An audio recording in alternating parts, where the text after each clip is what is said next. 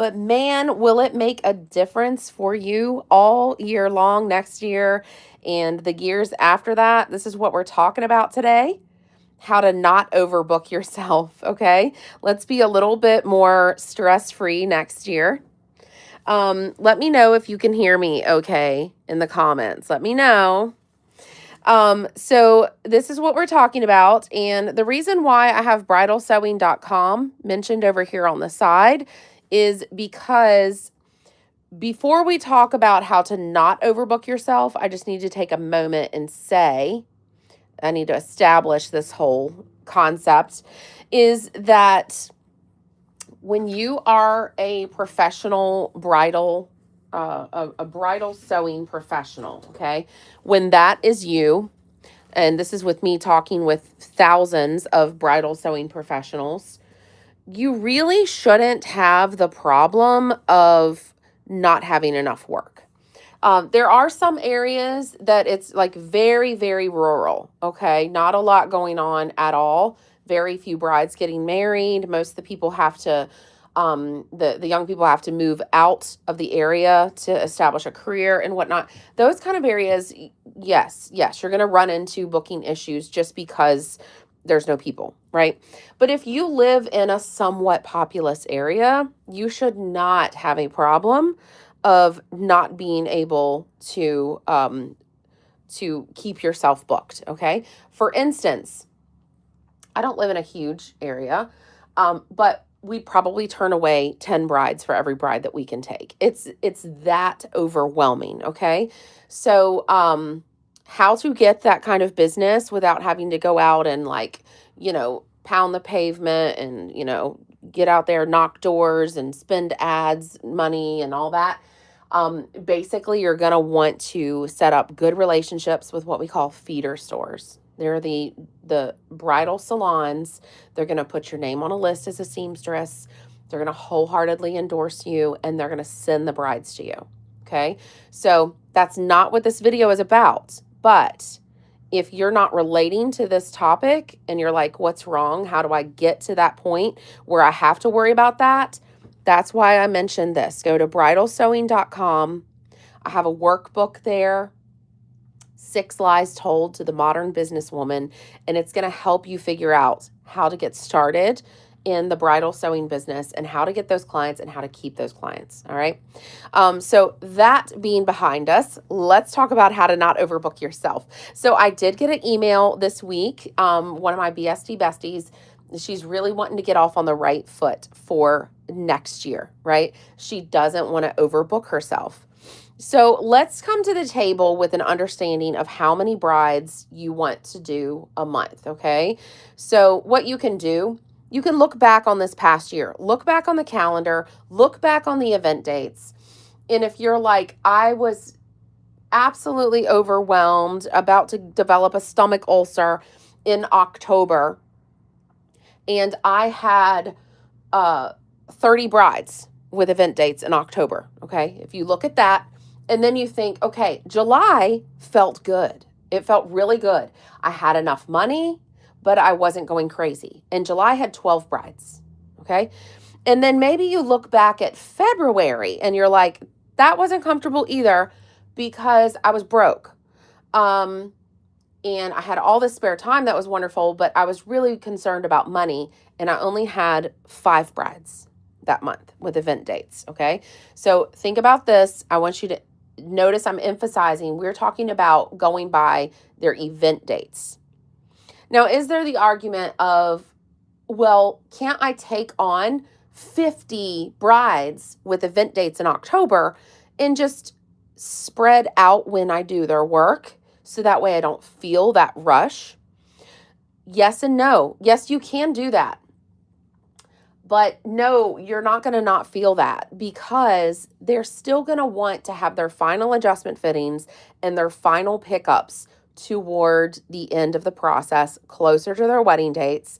And the final adjustment fittings, at least in my sewing studio, they are the longest appointments, and they can also be the most stressful, especially if there's been a weight fluctuation or whatever. I do not recommend to avoid the rush, saying, okay, well, what if you pick up your dress 3 months early and let it hang in your closet and we're just going to trust it's going to fit down the road? I don't recommend going that route. Okay.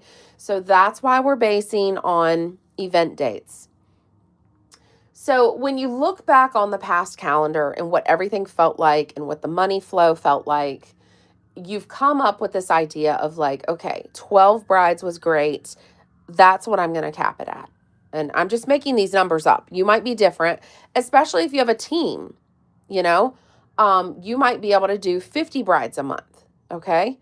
Or if you're by yourself, but you struggle with, maybe a invisible disability or that's like kind of, cuts your workload ability in half, say, like you're not fully disabled, but you can only work part-time, or you've got children or elderly parents to care for, and so you need to only work 20 hours a week, your numbers are going to be down with that. So you want to come up with a number that fits best for you. Now, this is how you don't overbook yourself.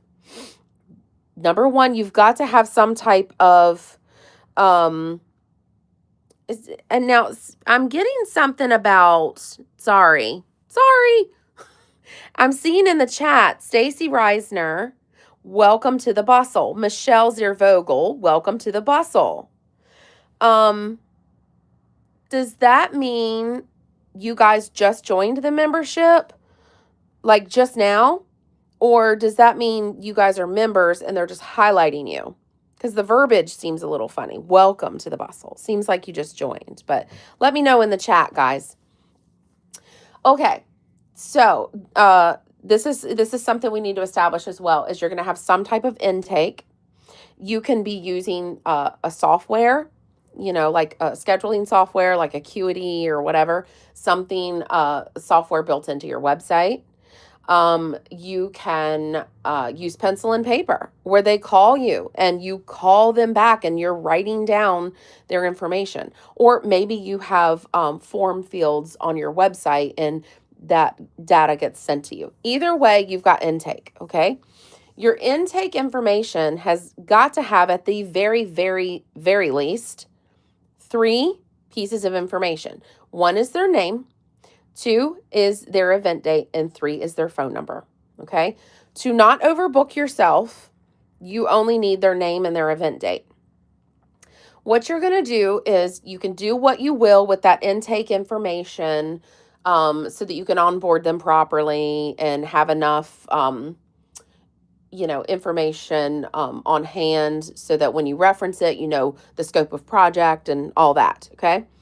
But for a spreadsheet to keep you from overbooking yourself, you only have to have their first and last name and their event date, all right?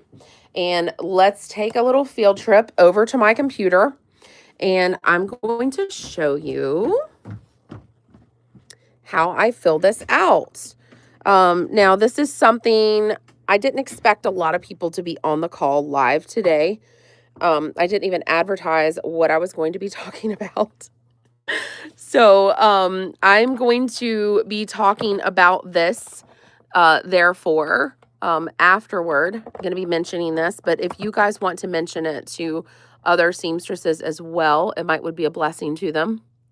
All right, so I have a spreadsheet that I've started here. Let me know if you can see it okay. I know it's not going to be great because we're looking at a screen. I didn't set this up like a screen share situation.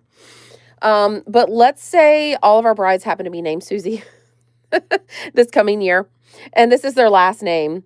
Susie 1, Susie 2, just pretend like the name is, the number is their last name, all right? So this is what we've done with our intake information. For those of you just joining, we're doing how to not overbook yourself. Okay, so column B, we have filled out their event dates. Okay, so when is Susie 4 getting married? Susie 4 is getting married January 15th of 2026, okay? And you just type these in as you onboard them, okay? So you're just going to be checking in with this list, maybe once a week or so. As the months start to fill, you might need to be checking in a little more often just to keep an eye on a certain month. Can you tell right away which month you need to be keeping an eye on to not overbook? I see some 5s in there. Okay. So let's say we are going to cap at 5 brides for a month for this. Okay. So let's say we get another girl in. Her name is Susie 12, and she is getting married May 5th of 2026. Okay. So we input her. All right. So nobody wants to go through this list and count the number of people in each month and try to keep track in their minds, right? Of whether or not it's full.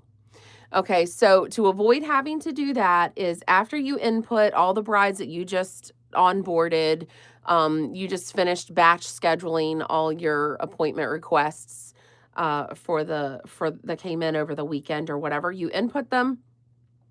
So this is like a perpetual slide. What is the name of this? It's a perpetual, what's my word? It starts with an S. It's what this is, a spreadsheet. Perpetual spreadsheet. All right, so we're going to click on B because these are the dates and this is the information we want to look at. And then we're going to go to data. See that? All right, we're going to click on data.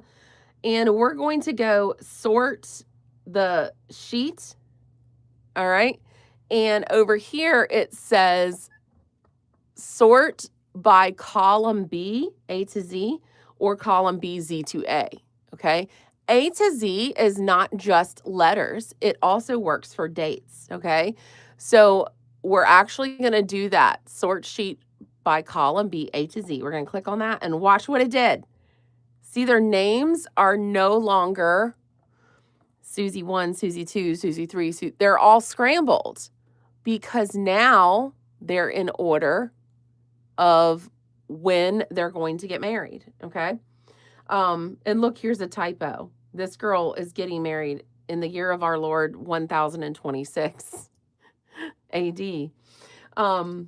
Let's fix that and watch what happens. Okay, so we're going to do that. Tap this again. Let's watch it. We're going to go to data and sort sheet by column AZ and watch. Here we go again. We're all sorted. Now, at a glance, you can see we've got, that one has a different format here. Get rid of that just so it's easier to see. Why is it doing that? Okay. May. Oh no, we've got 6 May brides. May is closed off. Okay. So that means when you're onboarding, you can, put something on your website or in your scheduler to let people know that you're fully booked for May brides. You can take April brides. You can take March brides. You only have 2 March brides, right? You can take January and February. You can take July and August, but you can't take any more May without going crazy. Okay. So that is the way that I make sure I don't overbook myself. I've really made this very hold your hand and talk you through it. So it kind of seemed like it took a long time, but it takes seconds. We input the name, the date for the 3 or 4 brides we just booked. Click on B, click on data, sort A to Z, and then we look and we cross out that month with our intake. And there you have it. You're not overbooking. So the other question is, what if you have a bride who has 3 dresses and her job is going to be 3 times more difficult than normal and you want her to count as 3 brides? Okay, let's say it's Susie 2. You're just going to put her in for how many dresses she has, okay? Susie 2, 3, 5, 2026. Susie 2, 3, 5, 2026. So it's just going to kind of be a placeholder. Again, we're going to click the letter up here for the column, data sort sheet A to Z. And then now you can see that March is almost full. With her 3 dresses plus Susie 9, you can only handle 1 more bride for the month of March, and then you've got to clear that off. Obviously, there's other ways of doing this. You can very much do this with pen and paper. You can very much just have a whiteboard calendar on the wall and you write the bride's names in, their names and event dates on the wall as you book them. That's great because you can see their names on the wall. I love that. It just depends on, which format you like the most.